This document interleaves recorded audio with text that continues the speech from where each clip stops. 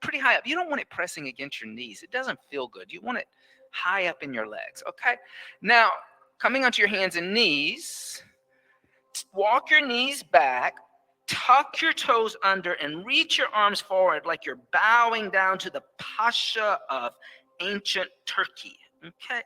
Then press into your index knuckles, and then start to lift your knees up and come into a downward facing dog. So you're not in a child's seat, you're in a down dog. Good. And breathe. Inhale. Exhale, 1. Inhale. Exhale, 2. Inhale. Exhale, 3. Let's come on your mat. Inhale. Exhale, 4. Inhale.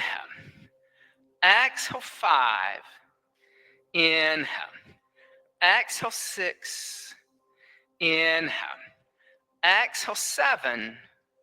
Inhale. Exhale, 8. Inhale. Exhale, 9. Inhale. Exhale, 10. Now inhale, come forward to a plank. Squeeze the block. Have some awareness of your pelvis. Look at the wall in front of you. And then push the floor away from you, doming your upper back. Protracting your shoulders. Inhale. Exhale, 1. Try not to lift your hips up, though. Exhale, 2. There you go. Inhale. Exhale, 3. Inhale. Exhale, 4. Inhale. Exhale, 5. Good. Inhale. Exhale, 6. Engage your core. Exhale, 7. Squeeze here. Exhale, 8. Inhale. Exhale, 9. Inhale. Exhale, go back downward facing dog. Lift your hips. Good. Now, soften your knees. Keep your block between your legs. Walk your feet forward until your feet are flat and your hips, your knees, and your ankles are all in line with each other. And then once you have come forward so that your knees, your hips, and your ankles are all in line with each other, and your feet are flat, so your heels are still lifted up, so you got to walk a little forward. Fold over your legs. Now here, if your hands are lifting up or you're bending your knees, put your hands on your blocks. Even if the back of your wrist is lifting up a little bit, put your hands on your blocks. And then that way you can press into your hands and your feet equally and let the back of the head be long and heavy. Inhale. Squeeze the block. Exhale, 1. Good. Inhale. Exhale, 2. Inhale. Exhale, 3. Inhale. Exhale, 4. Inhale. Exhale, 5. Inhale. Exhale, 6. Inhale. Exhale, 7. Inhale. Exhale, 8. Inhale. Exhale, 9. Inhale. Exhale, 10. Inhale. Lift your head and chest up. Look up. Bend your knees. Now reach up. Grab your block. Put the block down behind you on the highest setting. Then step your feet out as wide as your mat and come and sit down on the block. And then bring your hands together and then bring your forearms parallel to the floor and push out with your forearms and lift up a little bit through your shoulders and your chest, opening up your inner hips. Good. So your elbows are going to touch your inner thighs. There you go. Inhale. Now push out a little bit with your arms. Exhale, 2, and then squeeze in a little bit with your knees so you're not leaning forward. Exhale, 3. Inhale. Exhale, 4. Inhale. Exhale, 5. Inhale. Exhale, 6. Inhale. Exhale, 7. Inhale. Exhale, 8. Inhale. Exhale, 9. Inhale. Exhale, 10. Now put your hands on the floor. Lift your hips. Move the block off to the side. Okay? Then come sit down. Now, floor's not so far away, I promise. All right? And extend your legs straight out in front of you. Yeah. Then bend your right knee into your chest. Place your right foot on the outside of your left knee joint. Yeah, step your foot over. Now, you're not going to lift your hip. You want to try to keep your hip down. There you go. On your inhale, lift your left arm up alongside your left ear. And then exhale, bring your left elbow on the outside of your right thigh, and then bring your right hand behind you in line with your sacrum or spine. Bring your hand a little closer to your sacrum and look at the wall behind you. Pull your left toes back. Inhale, instead of pointing away. Exhale, 1. So dorsal flex your left foot. Inhale. Exhale, 2. Inhale. Exhale, 3. Inhale. Exhale, 4. Inhale. Exhale, 5. Good. Inhale, come back to center line. And then exhale, extend your right leg straight out in front of you. Inhale, bend your left knee. Place your left foot on the outside of your right knee. Dorsal flex your right foot. Pull your toes back. Lift your right arm up alongside your right ear. And then exhale, twist over to the left this time. Bring your left hand behind you. Try to use your full palm. I know sometimes you'll want to use your thumb. Don't use your thumb. It'll hurt your thumb over time. Exhale, 1. Inhale. You don't want to stretch that ligament in the thumb. Exhale, 2. Inhale, because it's a grasping joint. Exhale, 3. Inhale. Exhale, 4. Inhale. Exhale, 5. Good, everybody. On your inhale, come back to center. Exhale, extend. Then take your block on this wide setting, and now put the block between your thighs like this. And it doesn't have to touch your pelvic floor now. Then bend your knees, put your feet flat on the ground. Your feet are going to be about hips width distance apart. So bend your knees, put your feet flat. Bring your feet back a little bit. Yeah. Then bring your hands behind you 6 to 8 inches with your fingers pointing forward. Then bring your chin into your chest. Press into your hands, lift your hips up, make your knees disappear. Then exhale, let your head go back. Walk your feet back. Inhale. Exhale, 1. Not forward, back. Exhale, 2. Go back. Inhale. Good. Exhale, 3. Inhale. Exhale, 4. Inhale. Exhale, 5. Inhale. Exhale, press the big toes down. Inhale. Exhale, 7. Inhale. Exhale, 8. Inhale. Exhale, 9. Inhale. Exhale, come down. And then take your 2 blankets and come sit on your 2 blankets. Good morning, everybody. It's still morning. Yes. Okay.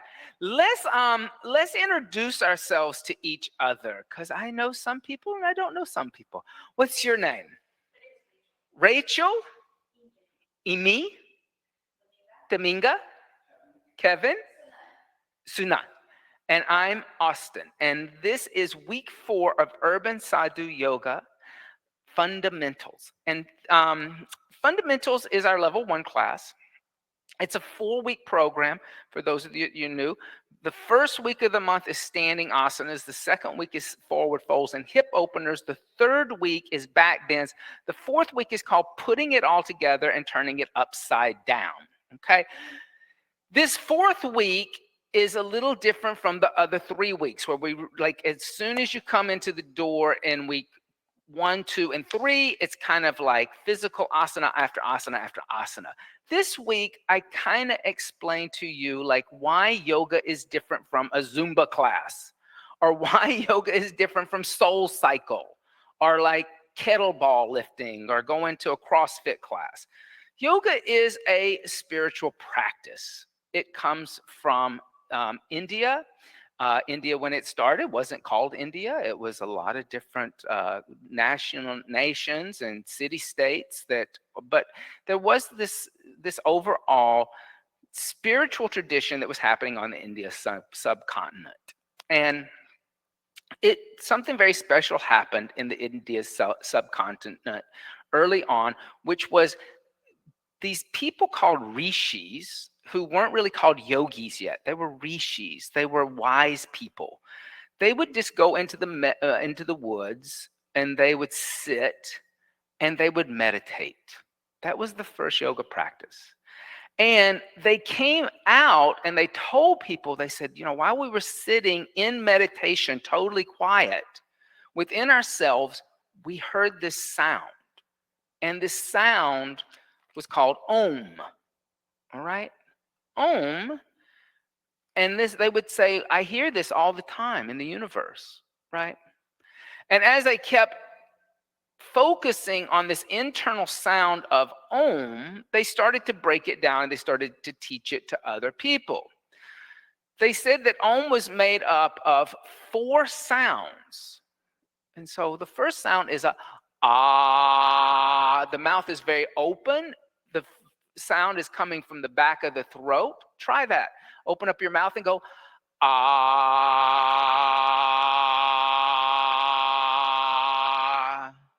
So it's like a very deep, open sound. The second sound of Om is a ooh. The mouth closes down. It makes a little round shape. And the vocal range moves up to the center of the back of the throat, kind of right here where my tonsils are. So try that one. Go ooh.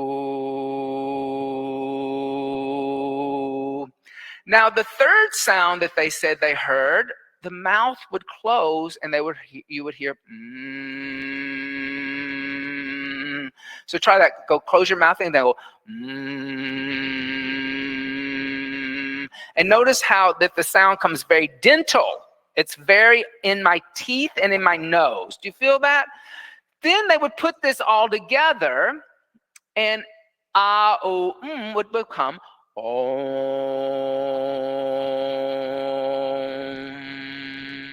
like that. So try that. Om.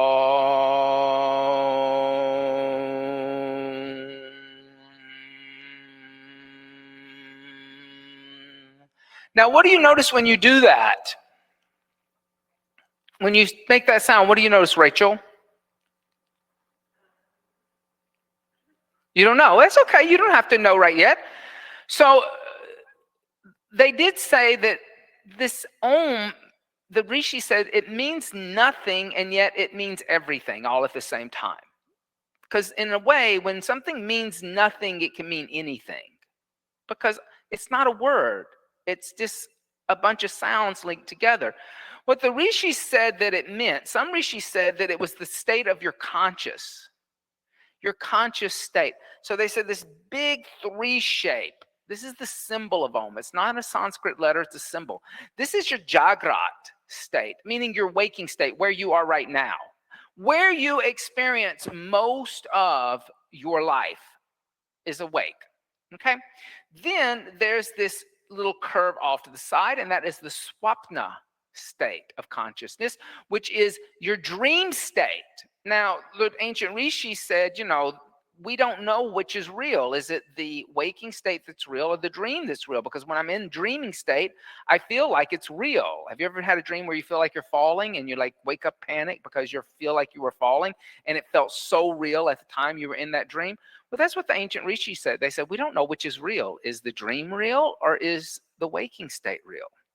But then there's this little curve up here called the Sushupta, and the Sushupta is your deep sleep. And the ancient rishis and even scientists today would say, well, we don't know what happens to consciousness when you go into deep sleep. We're not really sure where consciousness goes to, but we know that you have to have deep sleep or you kind of go crazy.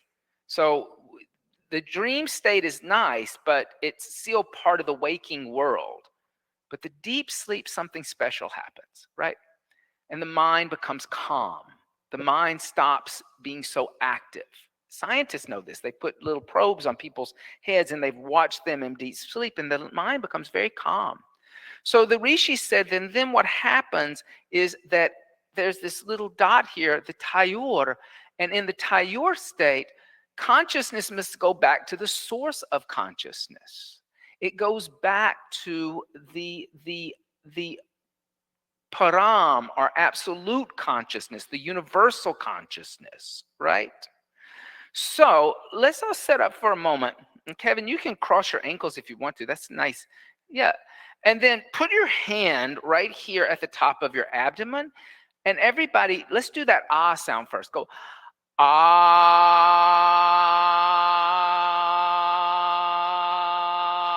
Now move your hand up to your chest and go ooh. Now move the hand onto the top of the head and go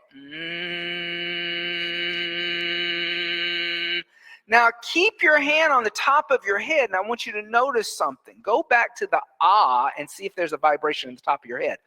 Ah. Do you feel vibration in the top of your head in ah? You don't feel anything, right? So what else would that mean? That if you chant what does that mean? There's energy moving up. Okay, you ever heard that? You ever seen one of those Instagram posts that says everything is energy? Everything is energy. You like seen those things? I like, I mean, that's the thing. Like, all of a sudden you have Instagram spirituality. Okay, it is true. Everything is energy, and sound vibration is energy. Okay, and so when you chant Om, what's happening is you're moving energy upward. This is important. We'll keep coming back to this over and over and over and over and over again. Yoga looks to move energy upward, right? Because there is a lot of downward energy in your life already. In other words, gravity. Gravity is the biggest downward energy in your life right now. Everything about you cannot levitate, right? But yoga, like, have you ever heard of ancient yogis who could levitate? Have you ever heard those stories? You've heard those stories, like they could levitate, right? I would say that they probably didn't physically levitate. They spiritually levitated. They kind of moved beyond this downward energy. So yoga's constantly getting you to raise energy upward. And by chanting Om, you start to raise the energy up to a higher consciousness. So that's why we chant here at Urban Sadhu, is to raise your energy level from this low mundane, like, to get you out of what happened at your work today, the fight you had with your boyfriend, the fact that you have to come up with the money for your rent. Believe me, after this yoga class, all that stuff's going to still be there. But for 1 hour and 35 minutes to get you to focus on moving the energy out of your gross life and into more of your subtle life. That is the purpose of chanting. I sometimes I have had people claim that I'm a cult leader because I chant. That's not the point of chanting. The chanting is to get you to raise energy. So we're going to chant Om. And I just want you to experience it. I'm going to ask you what you're experiencing after we chant it. So I want you to sit up tall, close your eyes, and allow yourself to just hear the harmonium, hear the Om in the sound of the harmonium. And then inhale deeply, and let's chant Om.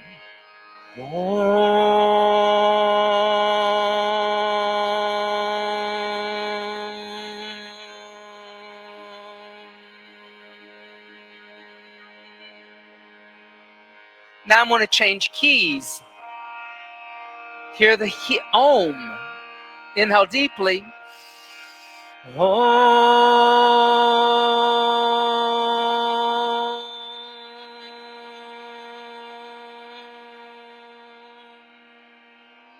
Now I'm going to go to a lower key. Inhale deeply.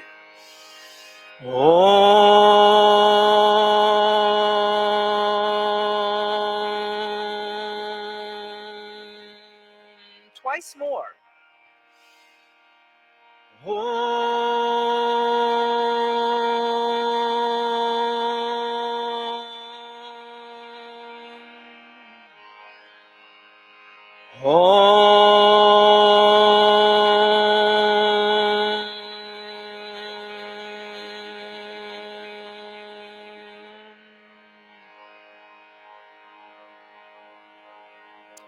Now to stay seated with your eyes closed and just experience that vibration internally, like how you feel after chanting that.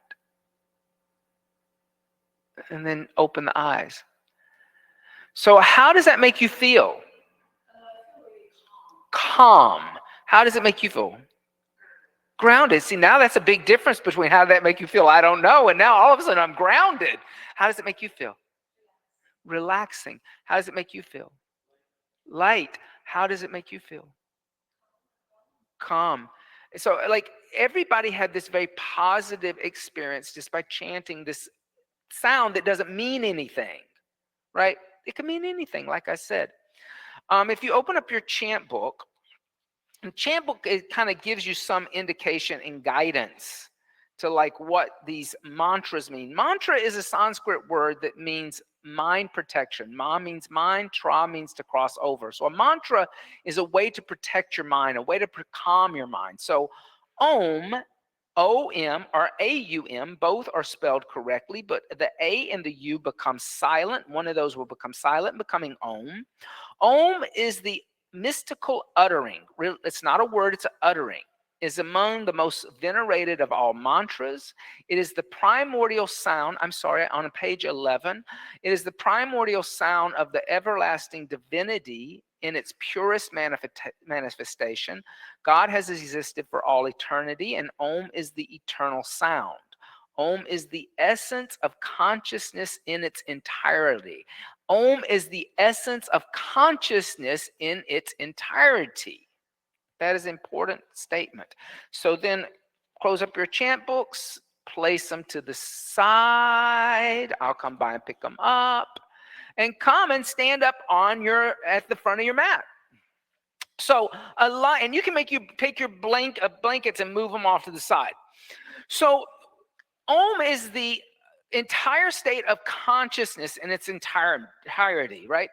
So one of the things that most people don't understand about yoga and how yoga is different from Zumba or is different from Soul Cycle or CrossFit, I will not say that it's different from a lot of martial arts, because it's a cousin to martial arts. Yoga is a cousin of martial arts. Martial arts and yoga kind of developed at the same time. Yoga is there to make you more conscious, more aware of what you're doing. And one of the things that is the most important thing about the yoga practice, and is different from most other practices, physical practices you practice, is the idea of controlling the breath. And controlling the breath is called pranayama. Everybody say pranayama. Prana is life force. In Chinese medicine, it's called qi. So prana and qi are the same thing.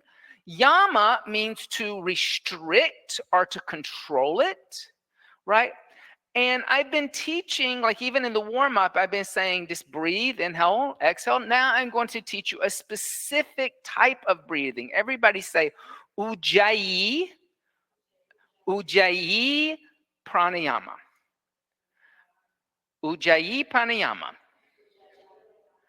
Uj means upward and jaya means victorious. Okay, uj means upward. Here again, we're getting that, coming back to that upward energy, upward and victorious. Victorious over what? Victorious over the mind that's always fluctuating, that's always overthinking, that's always worried about the boyfriend, the rent, what I'm going to have for lunch. I like it when people say, well, I would say, what are you thinking about? And they say, oh, I'm thinking about a piece of pizza. I'm like, okay, that's not a good thing to think about in yoga class. But they do, they think about those kind of things. But if you start thinking about your breath, then all of a sudden you can control your mind. So Ujjayi pranayama is a very technical breath. It's not a breath that's just kind of like easy to do. It means you have to kind of work at it a little bit. So bring your fingers up to the sides of your throat, right where you feel these two muscles on the side of the throat. And then inhale through your nose. Stick out your tongue like a snake and go and tighten these muscles at the back of your throat. Do that again. Inhale through your nose, open up your mouth, stick out your tongue. Do you feel those muscles tightening? Okay, now you feel it. Okay, so there's a nerve there called the vagus nerve.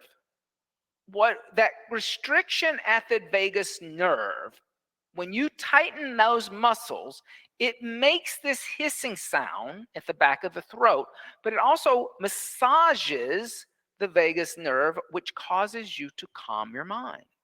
It's very interesting. It's very scientific. It sounds like it's woo-woo, but it's not woo-woo. It's all very scientific.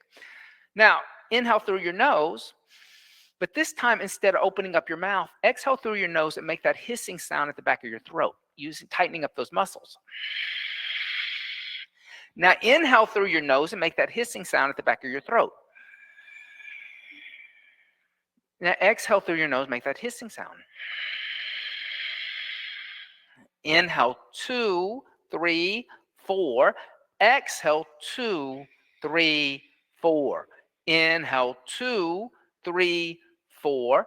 Exhale, 2, 3, 4.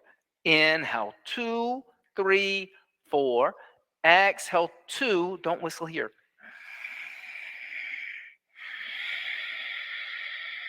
Back here. Good. All right, and relax. How did that make everybody feel? How did it make you feel? It felt powerful. Did anybody notice that it was hard to think about anything but just doing that? You couldn't think about anything else. That's the key here. If you're practicing Ujjayi Pranayama, it's so technical. It's kind of like when you play has anybody ever played a musical instrument? Like a violin or guitar or anything like that? Has anybody ever taken a music class before? Yes? No? Okay. So when you're playing your musical instrument, it's hard to play the instrument and think about really kind of mundane, boring things, right? You kind of have to focus on that.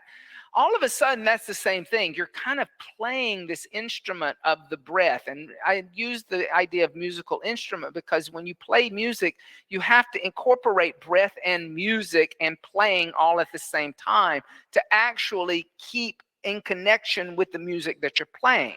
So the breath becomes kind of the musical instrument here. Now, Ujjayi Pranayama is a samavriti pranayama, meaning it's same and equal inhales and exhales. It's never unequal, okay? That also helps to calm the mind, that it's that it's not unequal, that it's equal. Any questions about Ujjayi Pranayama? We'll keep working with it, believe me. So you'll get another chance at it. Everybody say Mula Bandha. Mula Bandha means root lock. Root lock is lifting up at your pelvic floor. Now, in a gross way, the pelvis bone, the hip bone, is the densest bone in my body. So that means, and also gluteus maximus and gluteus minus are the thickest muscles in my body. And remember, muscles are heavier than fat. Like when you build muscle, you gain weight. So your muscles back here are really dense and heavy. So root lock is lifting up at the pelvic floor, which brings physical lightness to the practice on a very physical level. In yoga, Mula Bandha is core. Like if I were a gym instructor or a personal trainer and I said core, I would be talking about the abdomen muscles that wrap around the trunk of the body that stabilize the internal muscles and stabilize the lower back. I am talking about those muscles and engaging those muscles here too, but I'm seeing the core of your body like a core of an apple. The core actually goes from in between your feet all the way through the central channel of your body, through the top of your head, all the way to infinity. It keeps just going forever because we're moving energy upward, right? So I'm going to take this heavy, dense energy at the pelvic floor and I'm going to move it upward.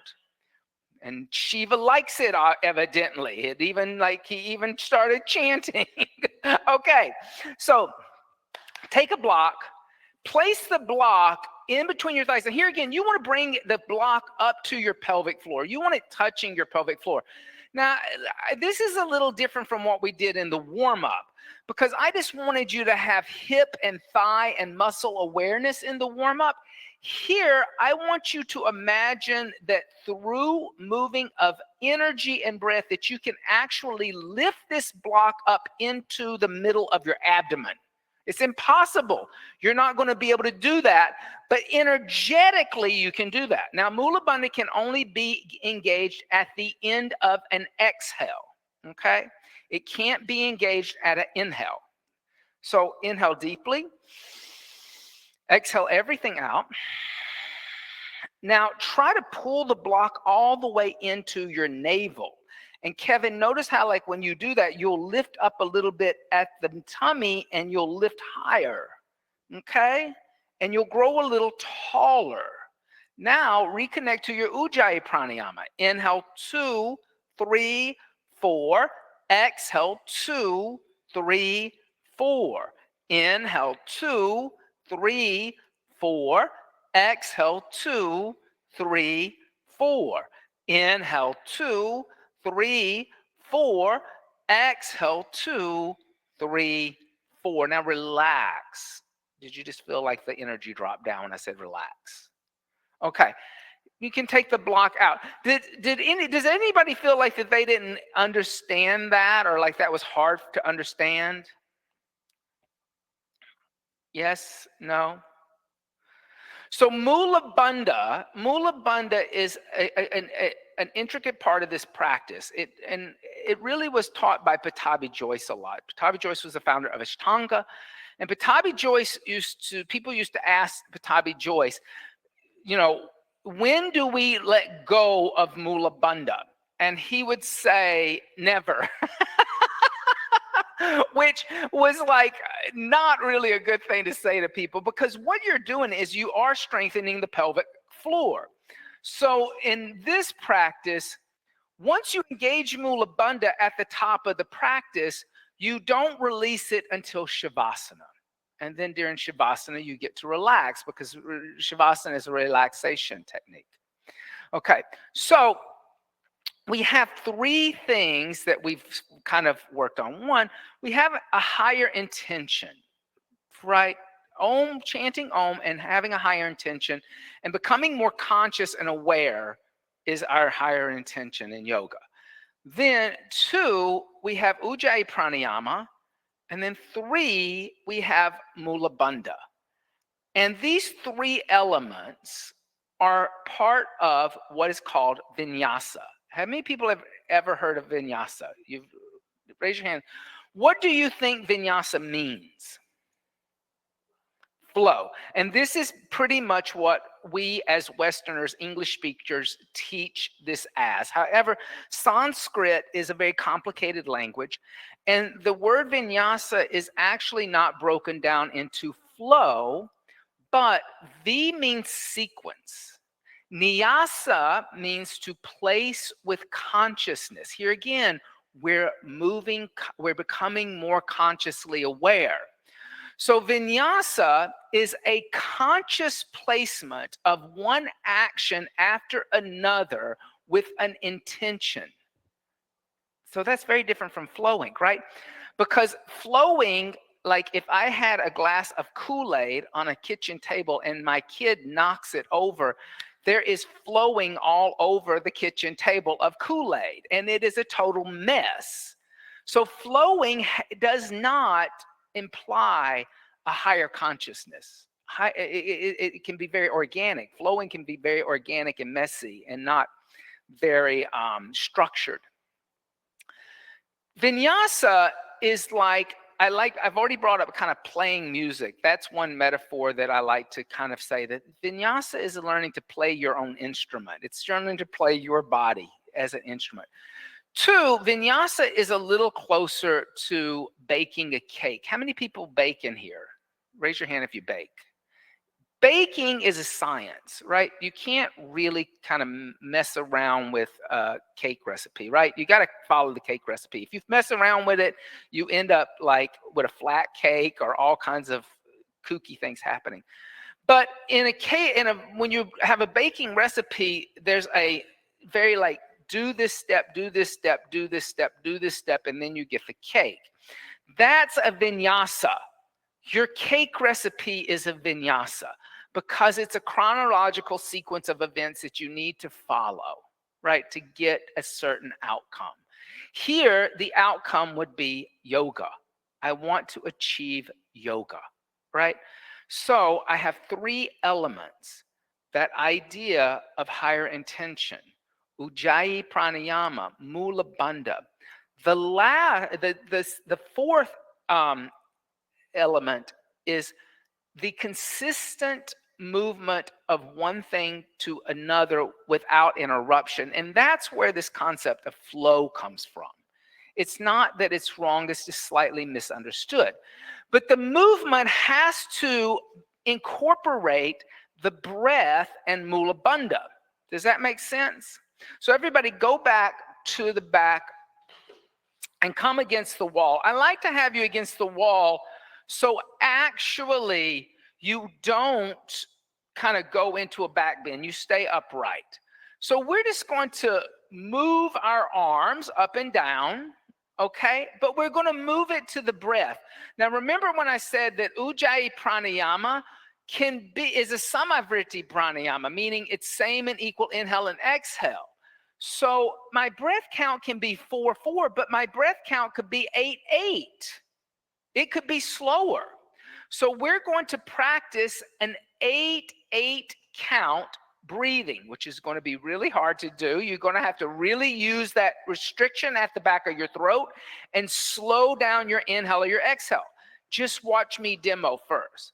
So that would mean that if I'm counting to 8, my movement would be inhale 2, 3, 4, 5, 6, 7, 8. My arms would be alongside my ears at 8. Exhale 2, 3, 4, 5, 6, 7, 8. Okay? So at 4, my arms are parallel to the floor. At 8, my arms alongside my ears. But notice how that I'm doing that as if there is a smooth, uninterrupted movement going through the breath. I'm not kind of going inhale 2, 3, 4, 5, 6, 7, 8. I'm not jarring or being jerky about that. Does that make sense? Okay, so I'll set the metronome for the breath. When I clap, you'll begin. When I clap, you'll begin. Exhale everything out, engage in Mula Bandha. Inhale 2, 3. When I clap, you'll begin. When I clap, you'll begin. Exhale everything out, engage in Mula Bandha. Inhale 2, 3, 4, 5, 6, 7, 8. Exhale 2, 3, 4, 5, 6, 7, 8. Inhale 2, 3, 4, 5, 6, 7, 8. Exhale 2, 3, 4, 5, 6, 7, 8. Inhale 2, 3, 4, 5, 6, 7, 8. Exhale 2, 3, 4, 5, 6, 7, 8. Relax. How did that feel? It felt in sync. Did you find it a little hard at first? Yeah. How about you? A little hard to breathe that long inhale and exhale. So 8-8 count, you could do a vinyasa class at 8-8 count. It would be hard. It would be very hard because it is a little slow. Most vinyasa classes are going to be done at a 4-4 count. 4-4 count is the same as most dance music. 4-4 count matches the rhythm of your heart. 4-4 count is a little easier unless you really have been practicing that pranayama, Ujjayi pranayama all the time, and you can like slow it down to 30 inhales and 30 exhales, then that would be a different story. So let's try it at 4-4, okay? When I clap, you'll begin. Exhale everything out. Inhale 2, 3, 4. Exhale 2, 3, 4. Inhale 2, 3, 4. Exhale, 2, 3, 4. Inhale, 2, 3, 4. Exhale, 2, 3, 4.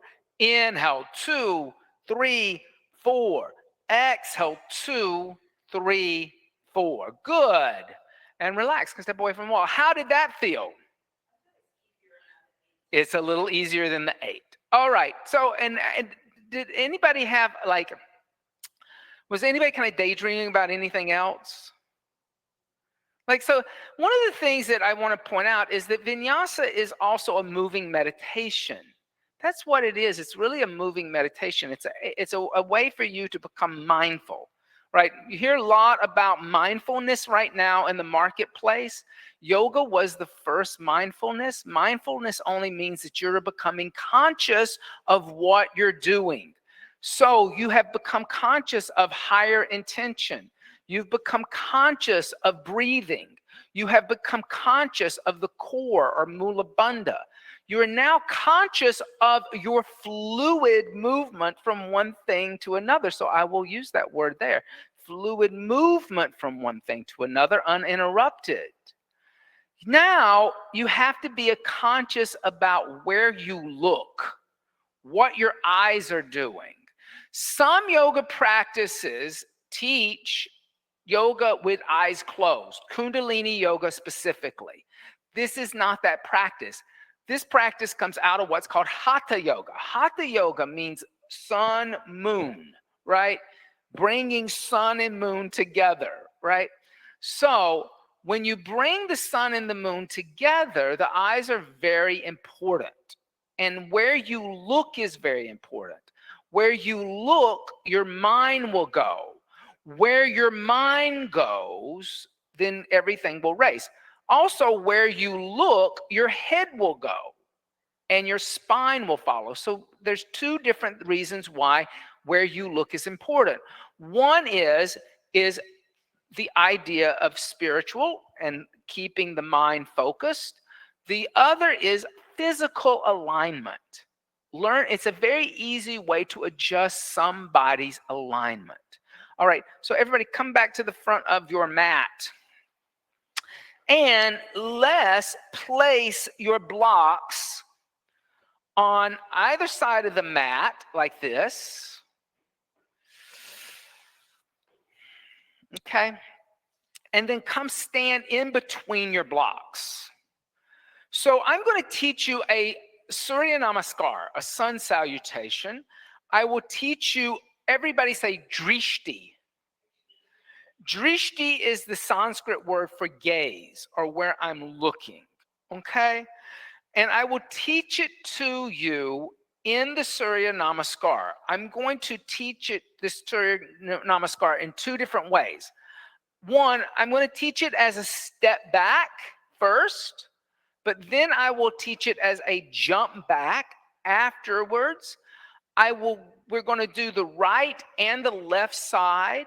I will teach you the drishti, but then I will break it down for you. So don't freak out if you're not really sure what you're doing when I call something out.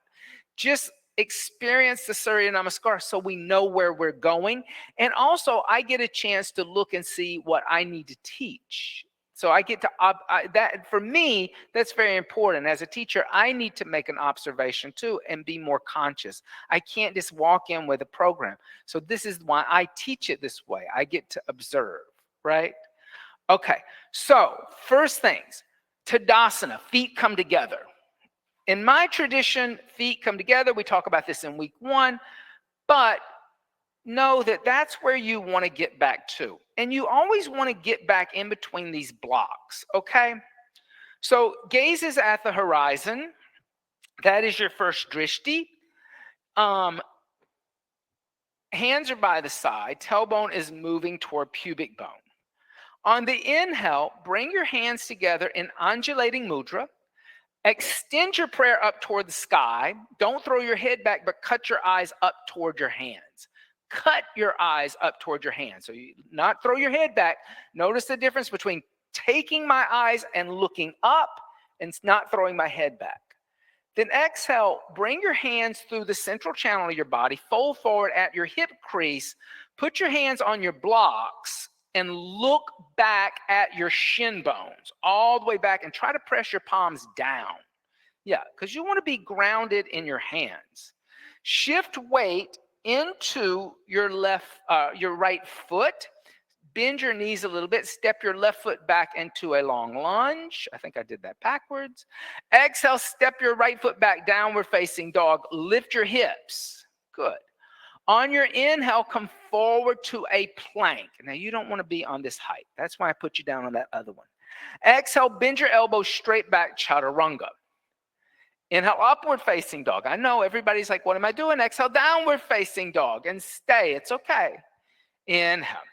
Exhale, 1. Inhale. Exhale, 2. Inhale. Feet are about hips width distance apart, and you're looking at your shins. Exhale, 3. Inhale. Exhale, 4. Inhale. Exhale, 5.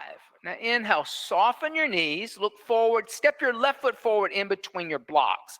Look at the wall in front of you. That's where your drishti is. Now exhale, step your right foot forward next to your left and fold over your legs. Look at your shin bones. Press your palms down, don't use your thumbs.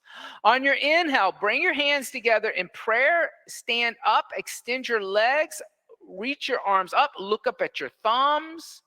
Exhale, fold over your legs again, Uttanasana. Put your hands on the blocks, even if you have to bend your knees to get there. It's okay.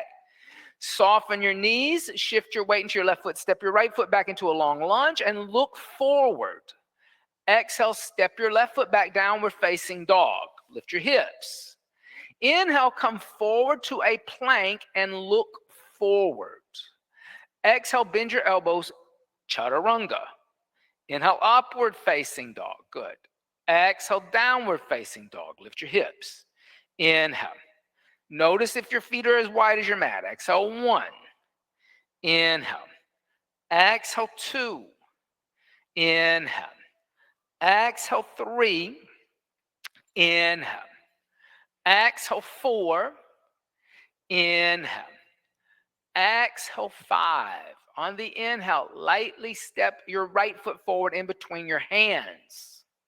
Look forward, not down.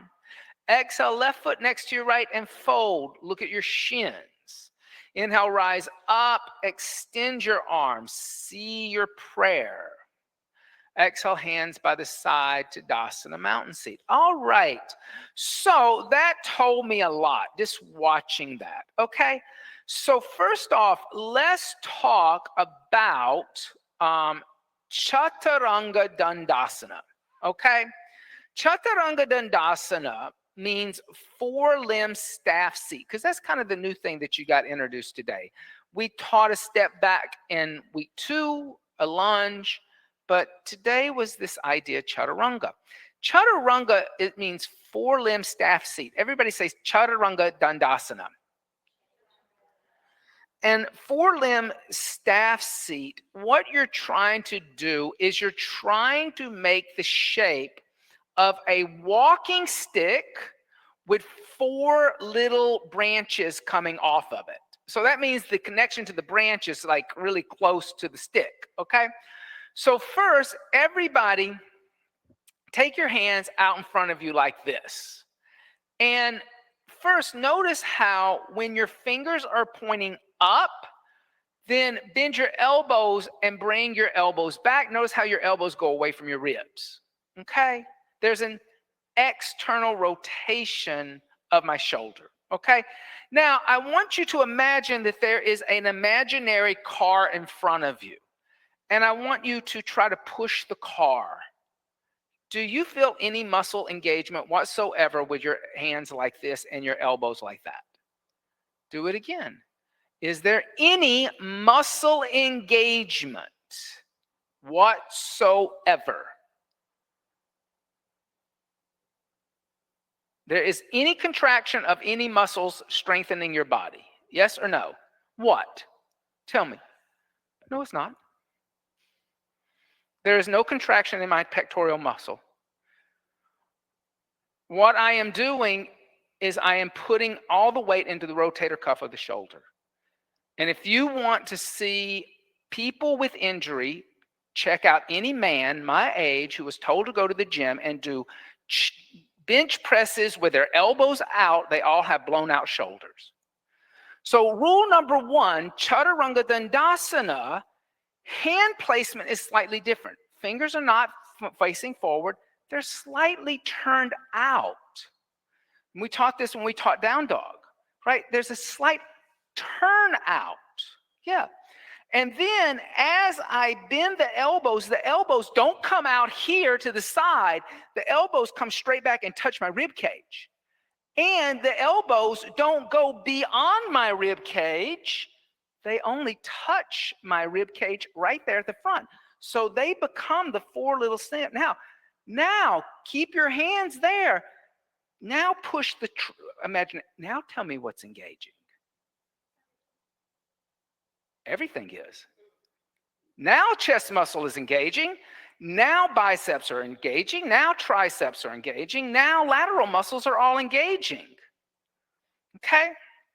So the more my elbows go out to the side, the more likely is I'm going to go too low and land on the ground.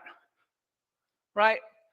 The more I actually start to learn to just bring the elbows next to the ribs, I can stabilize this. Now, if you've been taught to come all the way down in Chaturanga and lay on the ground, then you were taking classes somewhere where they never told you about Mula Bandha. Never mentioned it, did they? Never said a word about Mula Bandha. Mula Bandha is the most important thing in Chaturanga. It's how you stay in the air, okay? So from here, we're going to do this with 2 things. Everybody, grab your belt. Now, I'm using a belt today because I saw a lot of elbows going out to the side walls. Make your belt about as wide as your shoulders. So always grab a belt, okay? And then take the belt and put it above your elbows. And it wants to be when you extend your arms out, your arms are not way out here, but they're pretty narrow. They're in line with the shoulders. Hands are in line with the shoulders, okay? And when you do your belt, you're going to take your belt loop, you're going to put it through both D rings, okay, 2 D rings. Then you're going to put the belt loop through in between the 2 D rings so it tightens it down. Okay, so you got it through 2. Now you got to put it through in between the 2 D rings. Okay, but you got it all kind of looped around and around on itself. Okay, so now we're going to do this. There we go.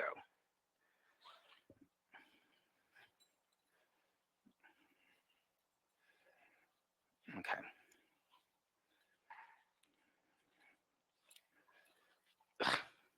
Take that one. All right. So you're going to take your belt. That one may be a little too tight. A little too tight on you, it looked like to me. So now you know why I don't like doing this. It takes too long. Okay? All right. You see how long it's taking? Even me, it's taking forever. Okay. So tighten it up a little bit. Okay? Good. All right. Now, here's what I want you to do. I want you to take a block. You can move your 2 blocks off to the side, okay? And we're going to take this block and we're going to put this block in between our thighs, okay? And you're just going to watch me. This one's too tight for me. Hold on 1 second. You're going to watch me. So, what I want you to experience in this is notice how my hands are slightly turned out. Okay? You see how they're slightly turned out? Now, I want you to measure your down dog from a plank. just like we did in the warm-up. Then go back to a down dog. My mic is in the way. My forehead's going to rest on the belt, okay? From down dog, I'm going to come forward to a plank, and I'm going to look forward. Now, I'm going to keep moving forward, and I'm just going to bend my elbows and touch my rib cage. I'm not coming all the way down. Notice how I'm not laying my knees down. I'm not laying my thighs down. I'm not letting my hips drop. I'm still pushing away and upward. Then I'm going to flip onto the tops of the feet and extend the arms and look up at the ceiling. Then I'm going to lift the hips and go back to a down dog. Okay? So everybody try that. With the block in between your thighs, step back to a plank.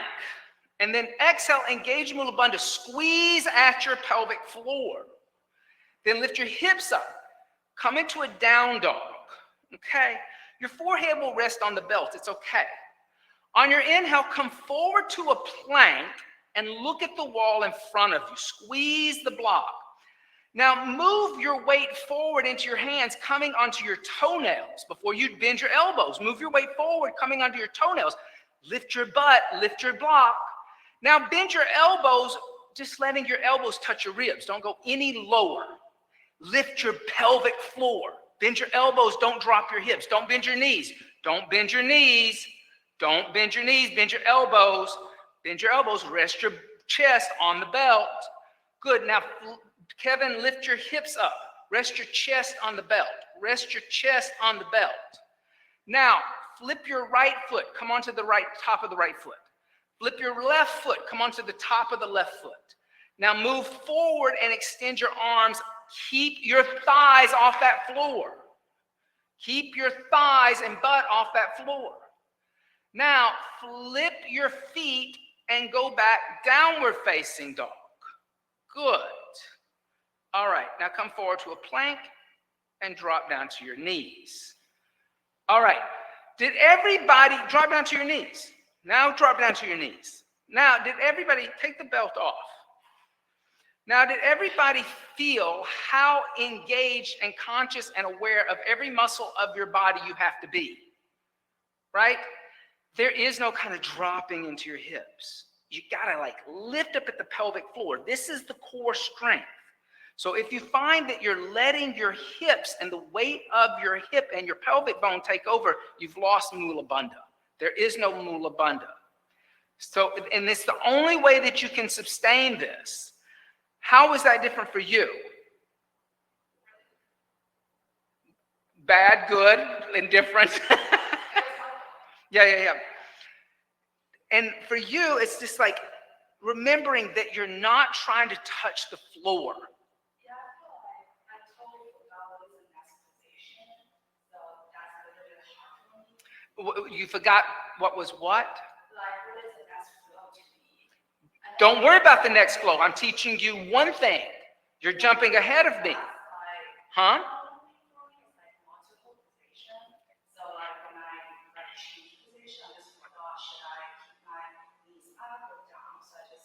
Okay, so in reality, there's different ways to teach asana, right? We're ending up teaching you a Surya Namaskar today, but I'm breaking it down, meaning I'm only teaching you one thing at a time. So your mind shouldn't be thinking about the next flow into something else, right? Then you're not with me. You're not in the present moment. Does that make sense? You're not being in the present. No, I'm trying to be in the present because I use this one thing, I understand. Okay. Okay. So, one, there was measuring the down dog, which is from a plank. I shouldn't walk my feet forward or back in a down dog. I should be, if everything is connecting one thing after another, my measurement for a plank should be the same as the measurement of my down dog. Coming forward to a plank is one thing. I'm not bending my knees. I'm not dropping my hips. I'm not automatically bending my elbows. I'm just learning to achieve a plank. Then I'm moving forward. Notice how I moved forward a little bit, and all of a sudden, see how I'm on my tippy toes? I bend the elbows. I didn't bend the knees. This is still lifting. This is squeezing. Then I'm moving forward and up. Huh? No, my pants are on the ground. My pants are on the ground, but my thighs are off the ground. Then downward facing dog. Right? So there are three different things. So think of them independently. Learn them independently and then put them together. Does that make a sense? Okay, now let's try it this way, because as you saw with the belt, we still had people putting their knees on the ground and their hips on the ground. This is why I don't really teach that belt method, because if that's the problem, which I find is the majority of the problem, this is kind of easy to, this elbow thing is very easy to correct, because all you have to do is say, change the position of your hands, and their elbows will go right back. Their elbows are out of the side, it's a hand position. Okay, everybody take 2 blocks. Put the blocks like this, okay? And then what I want you to do is you're going to put 1 block at the waistband of your pants, right on your pelvic.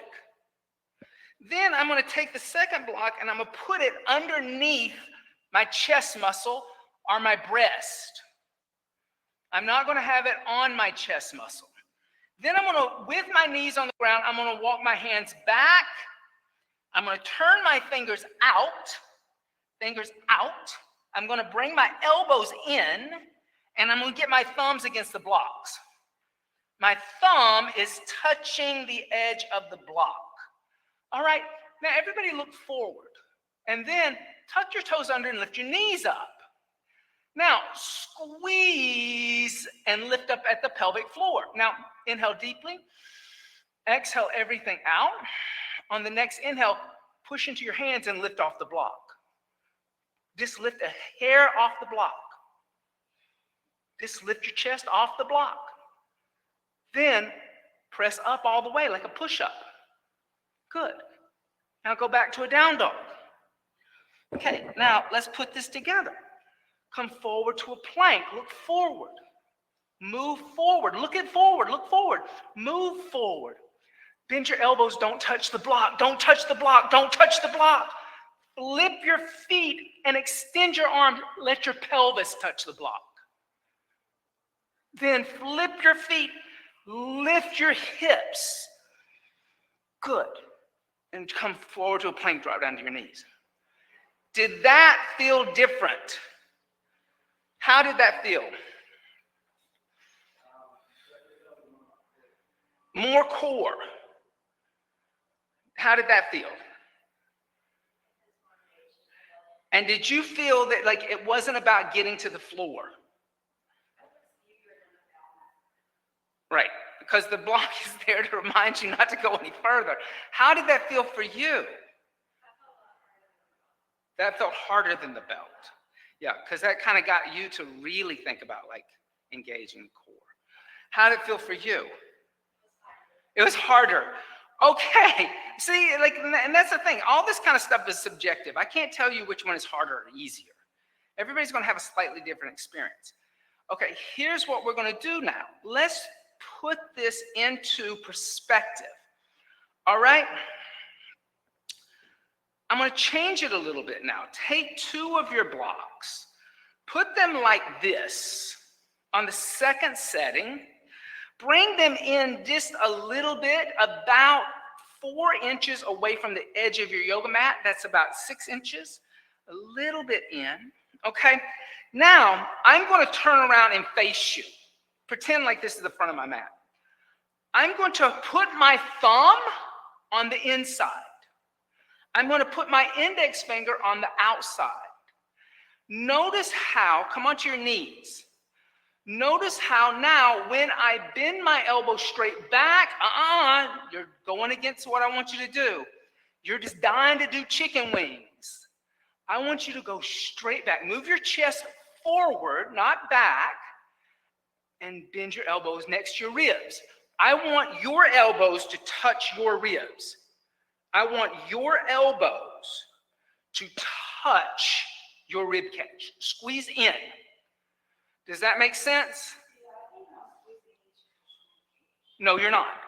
There's a space in between. Bring your blocks a little closer. I want your elbow to touch your rib. I want it to touch down here, not here. I want it to touch here. And you're still dying to drop your pubic. I want you to keep your hips in the air. I want you to move forward and bend your elbows. That's getting better. And then extend your arms. Bend your elbows. Extend your arms. Bend your elbows. Extend your arms. All right. That's better. So what am I teaching you right now? I'm teaching you to use upper body strength instead of your hips where you feel confident. I can tell that you don't feel like you have any upper body strength, so you're letting everything go to the side. Right? Now what I'm doing is I'm saying use your triceps, use your biceps, use your shoulders, not your hips and your pelvis to do what you want to do. Does that make sense? Okay. So get used to this instead of this. Okay? It's not a military push-up. It's not an English push-up. It's this. And you don't have to go any lower than that bone touching the front of your rib, not the back of your rib. Any lower and you won't have control to stay in the air. So that means you're only bending your elbows about 1.5 inches. That's it, right? Okay. Any questions? Yes, no. Okay, everybody, put the blocks up here again. Come and stand up. Keep the blocks like this time. Okay? Now, I'm going to call it again, but I want you to come and stand in between the blocks. And when you grab the blocks like this. Don't grab the blocks like this, okay? Exhale everything out, engage in Mula Bandha.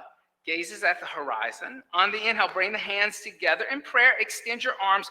Look up at your thumbs, Urvahas asana. Now exhale, fold over your straight legs, Uttanasana. Bend your knees if you need to, but grab your blocks with your thumb on the inside. Look, good. On your inhale, soften your knees. Shift your weight into your left foot. Step your right foot back into a long lunge and look at the wall in front of you. Keep your hip up. Exhale, left foot back, downward facing dog. Lift your hips. Now inhale, come forward to a plank. Look at the wall in front of you. Move forward a bit and bend your elbows till your elbows touch your ribs. Inhale, upward facing dog. Extend your arms and look at the ceiling. Exhale, downward facing dog. Look at your navel. That looks so much better. So here in down dog, keep your feet back a little bit. You don't have to get your heels on the floor. Inhale, because you've shortened your down dog. Exhale, 1. Remember, you should measure your down dog from your plank. Exhale, 2. It should never change. Inhale.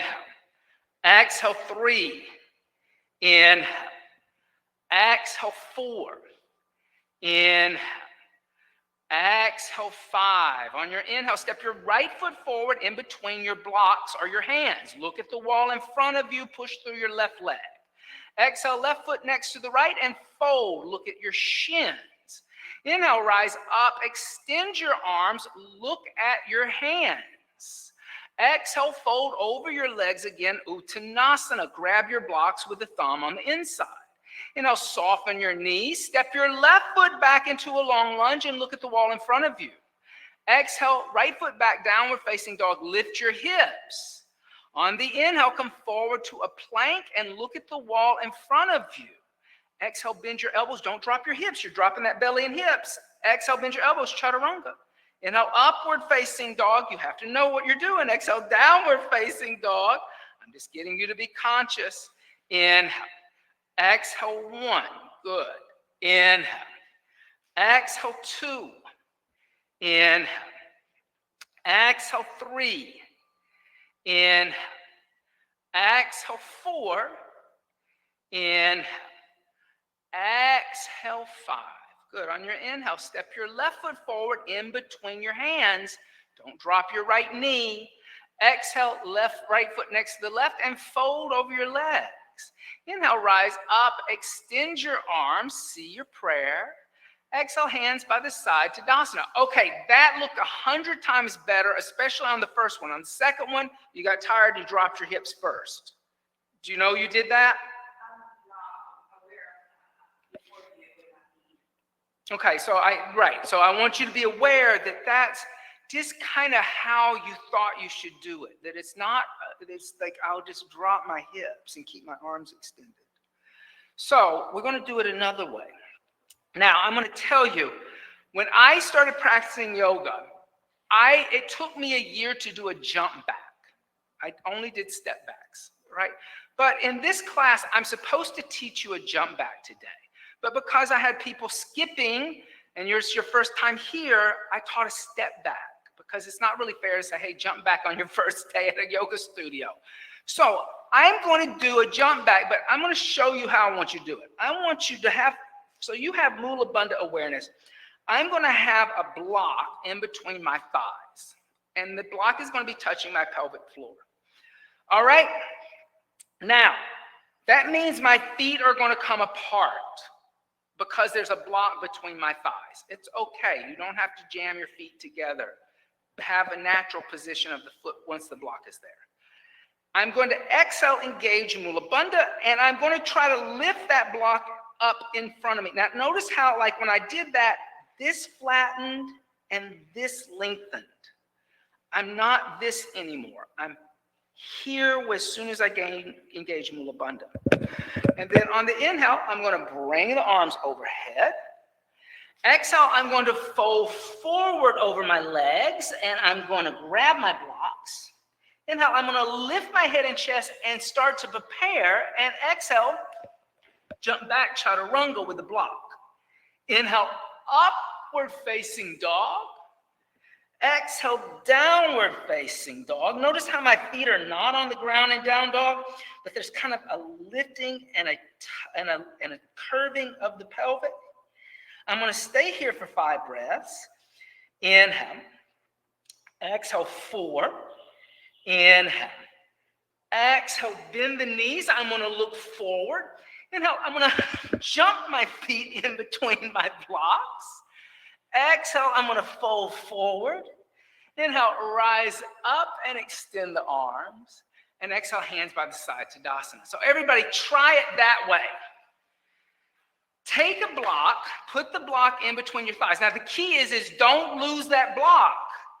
You're going to keep that block, and you're not going to put the block on the floor. You don't want the block to touch the floor. Okay? And bring it high enough so it's touching your pelvic floor. So you really can feel what your pelvic floor is doing. Now, exhale, engage Mula Bandha. Lift up at the pelvic floor. Keep that lift. Engage your Ujjayi Pranayama. Inhale, 2, 3, 4. Exhale, 2, 3, 4. On the inhale, bring your hands together. In prayer, extend your arms. Exhale, fold over your straight legs. Uttanasana, grab your blocks. You can bend your knees if you need to. Inhale, lift your head and chest, prepare, bend your knees, lift your heels, press into your hands. Exhale, jump back, chaturanga, don't lay down. Inhale, upward facing dog. Flip your feet, extend your arms, don't put your knees down. Exhale, downward facing dog. Lift your hips and pull the block back, and remember your heels do not need to be on the floor. Inhale, exhale, 1. Lift your hips up instead of pushing your heels down. Exhale, 2. Good.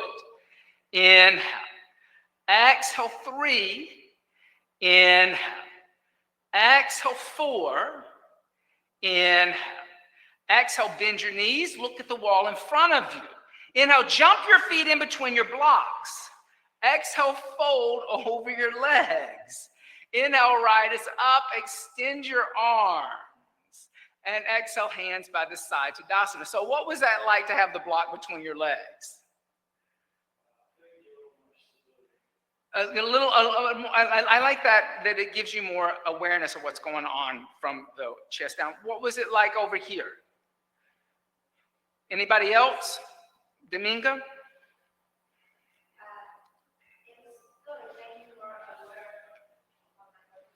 Yeah. The legs were apart a little bit, yeah. And you're a little more aware. And down dog, you mean, yes. So that's so down dog, I teach down dog in week 2. Down dog, we teach it, the feet are not together. The feet are about hips width distance apart, about the width of that block. And 2, the heels are not on the ground, because if you have open hamstrings, actually the energy is going upward. If you get the heels on the ground, it's going downward, and there's nowhere to go but where are you going to go? So if you learn to lift the sit bones up and move upward in the back energy, then you will actually get a deeper stretch if you're already stretchy and open, right? So just the little things. Take the block out from between your thighs, put it aside. All right. Anything, like when you jump back, I know it was a little scary to jump back, okay? But one of the things that you want to make sure that you don't do in a jump back is you don't jump back into a plank.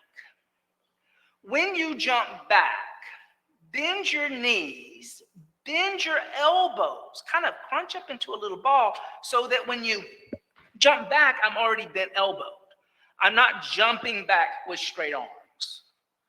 Okay?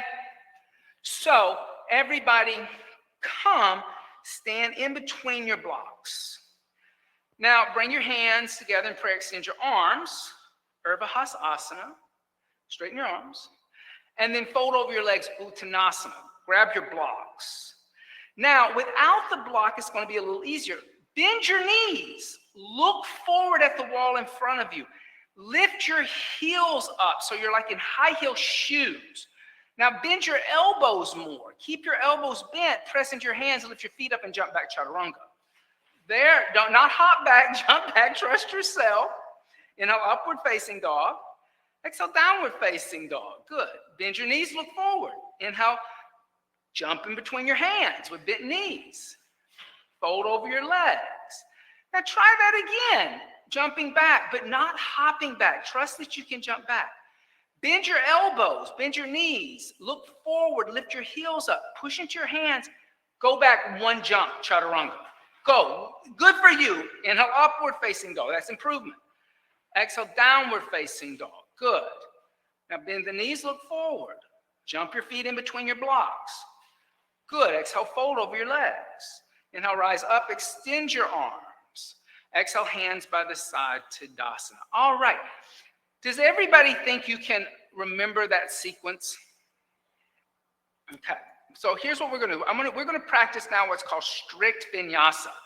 In strict vinyasa, I'm not going to give you any more directions. You're just going to do the whole Surya Namaskar, okay? So if there's any questions, ask them now, all right? It's a kind of a pop quiz, okay? So exhale everything out, gazes at the horizon. Engage Mula Bandha, lift up at the pelvic floor. Let's set a metronome for your breath. Inhale, 2, 3, 4. Exhale, 2, 3, 4. Inhale, 2, 3, 4. Exhale, 2, 3, 4. Inhale, begin. Begin. Remember, you're doing it on your own.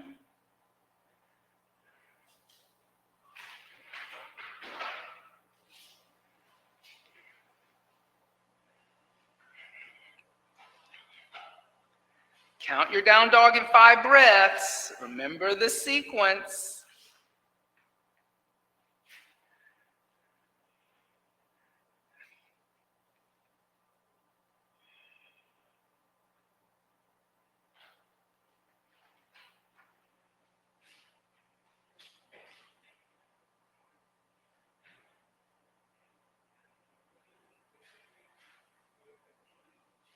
All right. Terrific, everybody. All right. So once you finish a sun salutation, you don't just keep going and going and going and going and going, right? But that was good. We're trying to just get you to memorize it, but that was a lot to memorize today because there was a lot of new learning going on. Everybody go back to your wall and come and sit down with your back against the wall, your legs extended out in front of you. I want you to put your sacrum on the wall, so your tailbone is on the wall. And then with your legs extended, I want you to flex your feet. So pull your toes back, then lift your arms up alongside your ears, turn your palms to face upward, and then push the ceiling away from you. So try to get your ears and your shoulders to connect. I know a lot of times people will tell you in yoga, move your shoulders away from your ears, but we're about to do a handstand. And to do a handstand, you got to learn to push through your arms.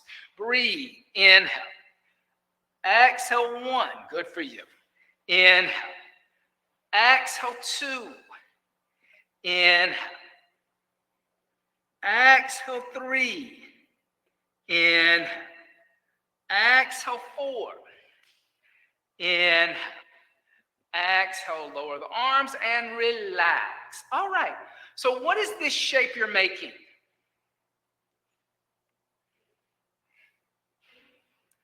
A V? Is it? Tree. Actually, well, upside down tree, yes. We're going for an upside down tree. It's a 90-degree angle. So we're going to learn to do a 90-degree angle handstand, okay? So what I'm going to do is, just watch me. I'm going to come onto my hands and knees. Notice how I'm turning my hands out. I'm not going for this right here. I'm always kind of coming to this hand position, a slight turn out of the hands and fingers. So there is an inward rotation and an exterior rotation, right? Then I'm lifting my knees up. Notice how I'm in a short down dog with my heels high. I'm going to step my left foot onto the wall. I can see my left big toe. I'm not going up here. I'm keeping the foot only as high as my hip. Then I'm going to step the right foot next to the left, and I'm going to straighten the legs. And I'm going to look back at my ankles, and I'm going to push the floor away from me, engaging the shoulders, coming into a L-shaped handstand. All right? So everybody, come onto your hands and knees. You can move your mat back if you want to. If it makes you happy moving your mat back, you can move your mat back to the wall. Just slide it back to the wall. Or you don't have to use your mat. It doesn't matter. Then put your feet on the wall. Your knees are underneath your hips. Your hands are underneath your shoulders, and your fingers are slightly turned out. Not too much, but just kind of like, there you go. Then lift your knees up. Lift your knees up. Now, as you lift your knees up, straighten your knees. Push your chest back toward the wall. Then step your right foot onto the wall. See your right big toe. Don't go any higher than your hip. Hip, toe. Then step your left foot next to your right and straighten your legs, pushing your heels into the wall. Then look back at your navel. Bring your head between your arms. Good. And breathe. Step up. Exhale 1. Step all the way up to here. Inhale. Exhale 2. Straighten your legs. Inhale. Walk your hands forward just a little. Yeah. Exhale 3. Inhale. Good. Exhale 4. Inhale. Exhale 5. Good. Come down and rest. All right. How was that? Ooh. Hard? Easy? Hard? Why?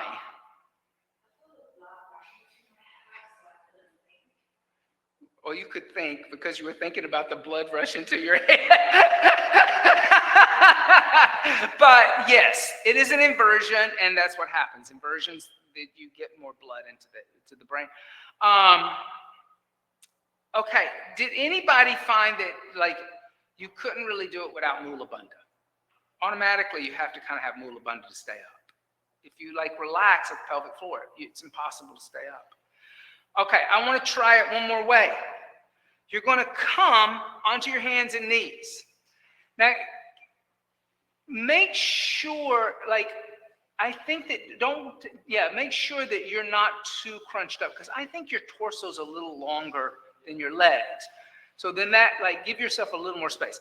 Lift your knees up, then bend your knees, and on your inhale, jump your feet into the wall and extend your legs. So jump up onto the wall. So press your palms down, lift your knees, bend your knees, and jump up into the wall and extend your legs. Jump up into the wall, extend your legs. Jump up. Yeah. Go for it, girl. And breathe. Inhale. Exhale 1. Good, Dominga. Inhale. Exhale 2. Inhale. Exhale 3. Inhale. Look at your navel.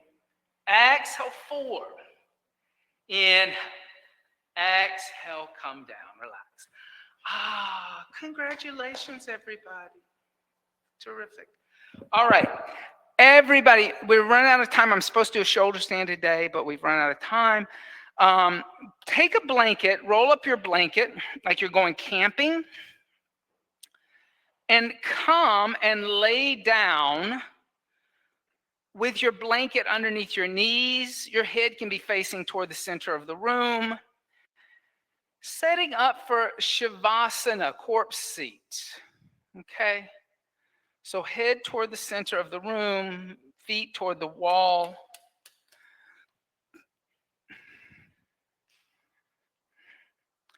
And here, now you can let go of Mula Bandha.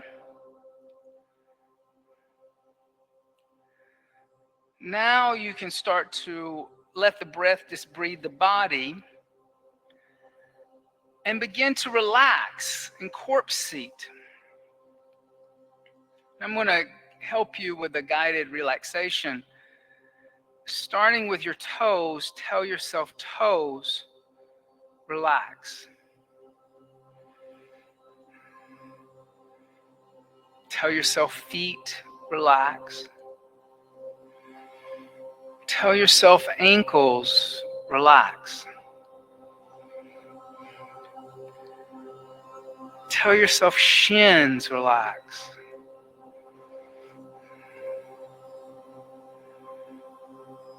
Tell yourself, thighs, relax. Tell yourself, hips, relax. Tell yourself, abdomen and lower back, relax. Tell yourself, chest and upper back, relax. Tell yourself, shoulders, relax. Tell yourself, biceps and triceps, relax.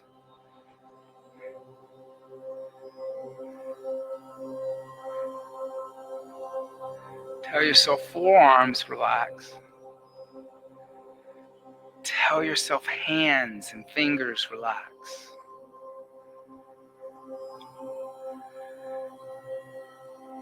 Tell yourself, throat, relax. Tell yourself, face, relax.